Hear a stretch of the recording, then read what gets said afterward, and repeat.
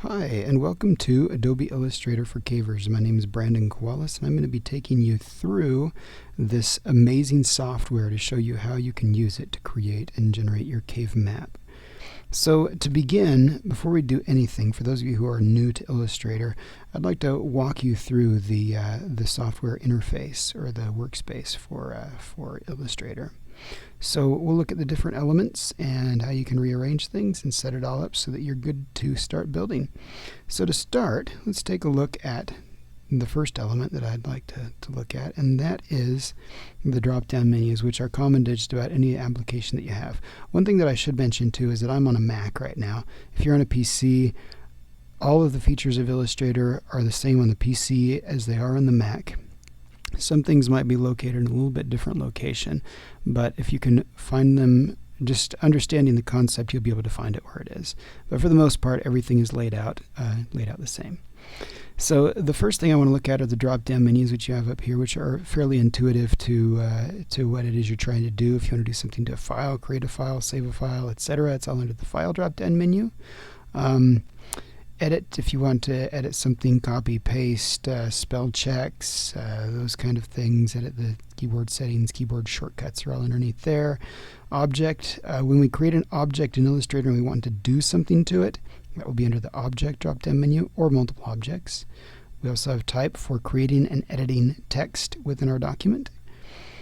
Select allows me to select, which is basically just clicking on or grabbing certain things. I can select all kinds of ranges. Any effect that I want to apply would be under the Effect menu. And the view has to do with our overall workspace view.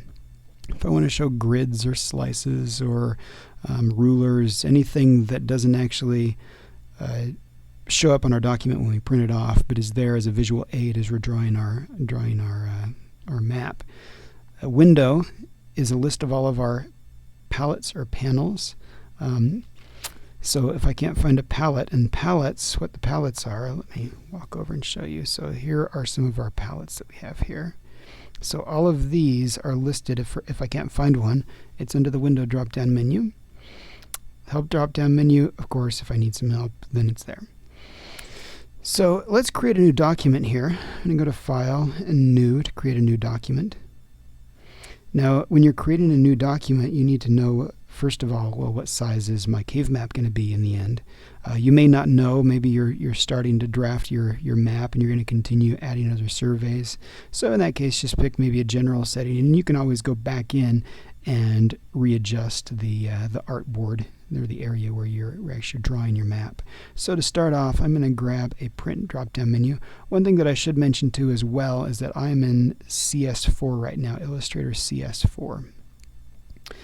Number of artboards, all you really need is one artboard because you're drawing one map. If you wanted to, you could create more. It ends up turning out like a publisher document where you have multiple pages. For the most part, this is new to CS4.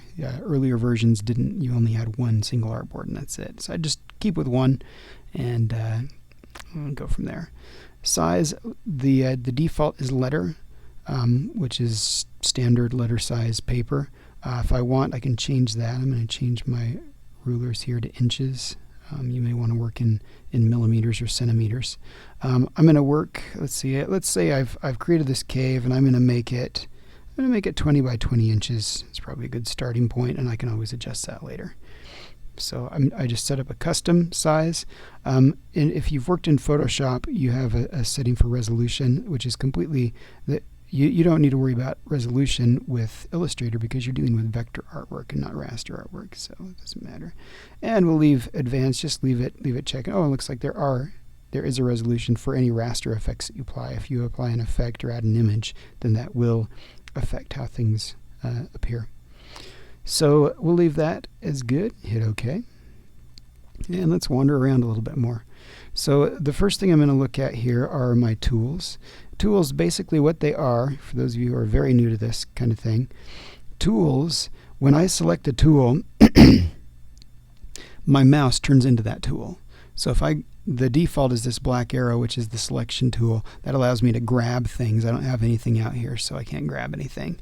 but it causes my mouse to behave that way. If I grab my type tool, and then whenever I click and start typing something, I create text, very small text it looks like. If I grab a pen tool, I can start drawing shapes, and we'll get into these tools a little bit later. I'm just showing you what tools are. So we'll delete that. And tools are generally sorted in categories here. So these first four are for selecting or grabbing things. So I can, if I have the selection tool, I can grab stuff and move it around like this type, and some other tools. These tools here are for creating vector artwork, whether it be a line or a blob or a square or whatever, or erasing vector artwork. These here are for scaling and moving, navigating our objects and tweaking them.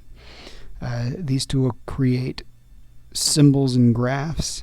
This section here are for colors, and this tool here is more of a web-based and navigation tool. All of these here, and we won't go into those. This area right here is for selecting colors. If I want to grab a color, this represents the stroke, and this is my fill, and this is my stroke. Let me show you what I mean by that. So if I have a very simple shape out here, and let's see, move this up a little bit for you.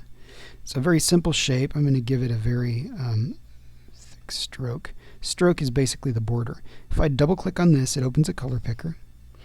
I can grab a color, change different view modes for this color right here. So I'll go into the hue. Let's grab a bluish, and I'll hit OK. So that made it a blue stroke.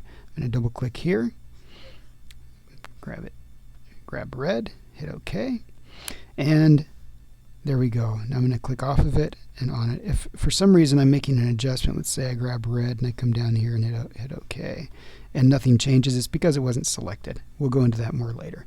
But that's your fill and your stroke. If you want to go back to default black and white, click here, and if I want to swap the colors, black to white, I can click this little curvy arrow. And then these are some default fills or strokes. I've got black, I've got a gradient, and I've got none. And then this is different view modes here for the whole workspace. If I click on it, I've got normal screen mode, and then there's full screen with menu bar. Let's unlock so you can see, and full screen mode. Let's see. We're running a little bit long here, so I think I'm going to pause for a second, and then we'll come back, so that way I don't cause some problems here with this software. So we'll see in a second.